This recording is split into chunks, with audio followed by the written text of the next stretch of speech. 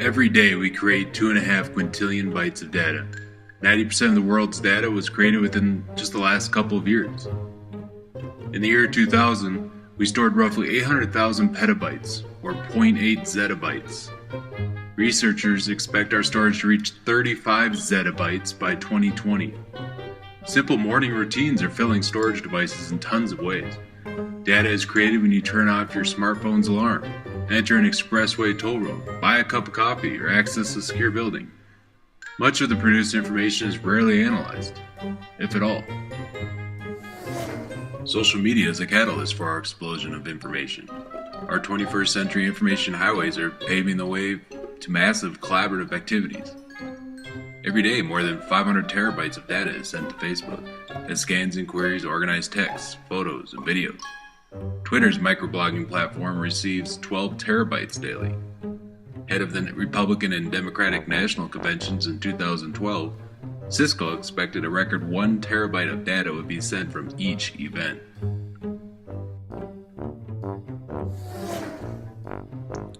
Several distributed computing services are keeping otherwise unused personal computers solving problems. With folding at home, more than 210,000 computers are processing protein folding and misfolding equations to cure diseases. Einstein at home is searching for pulsars using radio signals and gravitational wave data, benefiting from more than 300,000 participants. They're generating 1 petaflop of computing power, 1,000 trillion floating point operations per second. Within the SETI at home network, which searches for extraterrestrial intelligence, more than 5 million participants, spanning 226 countries, are averaging 3.5 petaflops. What about activities that network human brain processing power? That kind of pooled brain power would humiliate any distributed computing service in creative thinking. The scientific community suggests one human brain is capable of 10 times the processing power of the SETI at home network. Simulating a single neuron requires the full power of a laptop computer today. The brain has billions of neurons, so simulating them simultaneously is an enormous challenge. Brain processing power is being pooled together using participatory media like Facebook, Twitter, and Pinterest, but people are mostly talking to the world, not with it. Ideas are habitually sustained, hardly explored. People gather around a cause, but collaborative solutions rarely unfold. The decentralization of information is arguably the most significant development in human communications in centuries, since the printing press. We've never been more connected. Half of the U.S. adults and 3/4 of the teenagers are using social media. While it's improving communications, our commitment to the collaborative emergence of innovative ideas to solve problems isn't well supported. When an idea enters social media, it travels one of 4 ways. People might ignore it, causing nothing to happen. They could click like or favorite, thereby branding themselves with an idea. Some will share or otherwise republish it, sustaining a thought. They could comment, typically resulting in convergent thoughts and combative listening. Divergent problem-solving dialogue requires safe environments where people aren't defined by or protective of their views. They value the combining of ideas. They appreciate what might emerge.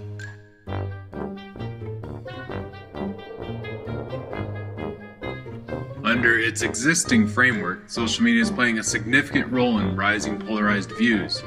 Ahead of the presidential elections in November 2012, voters' values and basic beliefs were more polarized along partisan lines than at any point in the last 25 years. The average partisan gap had nearly doubled.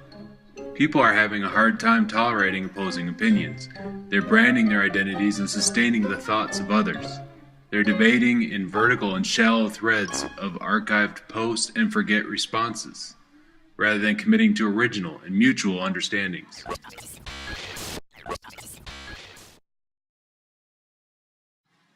It's time to light up our problem-solving potential. We must inspire more divergent, rational conversations. While social media succeeds in making connections, it's failing in fueling creative thinking. We need a system that keeps the familiar strange, under a flow of fresh interpretations and innovative ideas. Together, participants in the system will pass through the 4 stages of creative problem solving. preparation, incubation, illumination, and verification. Imagine 1 million minds focused on one problem. Even the most complex computer algorithms cannot match the human brain's efficiency. Computers cannot mirror the way we learn from experience, observation, and experimentation, or adapt and reason within changing situations. We must harvest ideas into a collaborative system, guide people through creative problem-solving processes, help them define problems neither too narrow nor too broad, and then shove them into a vibrant brainstorming cycle that urges everyone to combine, adapt, magnify, put to other uses, eliminate, and rearrange. When an idea enters collaborative media, it goes one of three ways. First, as always, participants may choose to ignore it. Otherwise, through reflective inquiry, they may define it as a social issue, affecting numerous people, or confirm it as a personal issue. After identifying a problem as a social issue, it's evaluated as either social fiction or solution. The resources available determine that decision. If they're inaccessible, the fictional process explores how the idea might be fixed when the resources do exist. If it's a personal issue, the process focuses on helping the person discover underlying issues.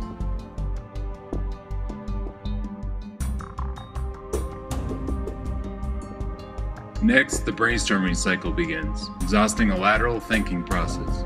While the process emphasizes divergent efforts, constantly exposing new approaches and alternatives, it also capitalizes on completely illogical or unorthodox contributions. The cycle separates people from their ideas by requiring a rotation of contributor personas: movers, opposers, followers, and bystanders. Movers initiate ideas and transition the conversation, while opposers challenge ideas and the conversation. Followers complete ideas and support the conversation, while bystanders provide perspective on the ideas and the conversation. Dialogue leaders keep harmony and productivity within the group discussion, supporting the emergence of generative actions. As people sustain interactions under a rational context, as reasonable receivers of new data, they allow a disruption of their existing understandings. The brainstorming cycle creates a culture of inquiry, keeping ideas evolving and new evidence explored.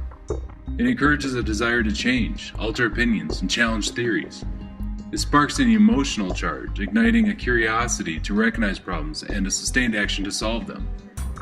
People are digging for facts, forming ideas, and suggesting solutions.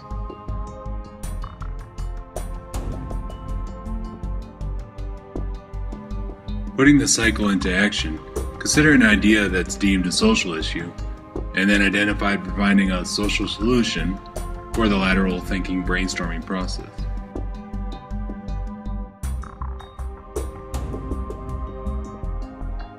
The idea entered, there's too much violence. Participants accept it from multiple cultures, suggesting a global problem. Resources may be available to reduce violence as the brainstorming cycle begins its rotations. A mover proposes an idea that criminologists suggest a link between violence and political corruption. An opposer says conspiracy theorists find corruption where it doesn't exist. A follower then asks how we're defining corruption, such as opinions or indictments. A bystander explains how he has high political corruption in his country, but murder is uncommon.